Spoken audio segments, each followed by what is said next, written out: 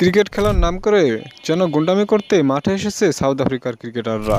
বিনা কারণেই বারবার তেড়ে ফুঁড়ে বাংলাদেশি ব্যাটারকে মারতে আসছেন সাউথ আফ্রিকার ক্রিকেটাররা। এমন ঘটনা নিজের চোখে দেখার পরে আপনিও নিজেকে সামলে রাখতে পারবেন না। ঘটনাটি ঘটে বাংলাদেশের ব্যাটিং ইনিংসের ১০৫তম ওভারের প্রথম বলে। এ সময় সাউথ আফ্রিকার বোলারের করা বল সামনে এগিয়ে এসে সজোরে বাউন্ডারি হাঁকান বাংলাদেশি ক্রিকেটার।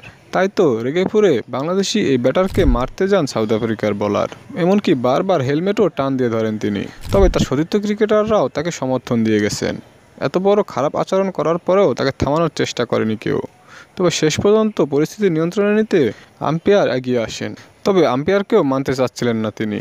বারবার বাংলাদেশি এই ব্যাটারকে মারার জন্য এগিয়ে যান। এমন ঘটনা দেখে তীব্র নিন্দা ও প্রতিবাদ জানাচ্ছে বাংলাদেশের ক্রিকেট প্রেমীরা।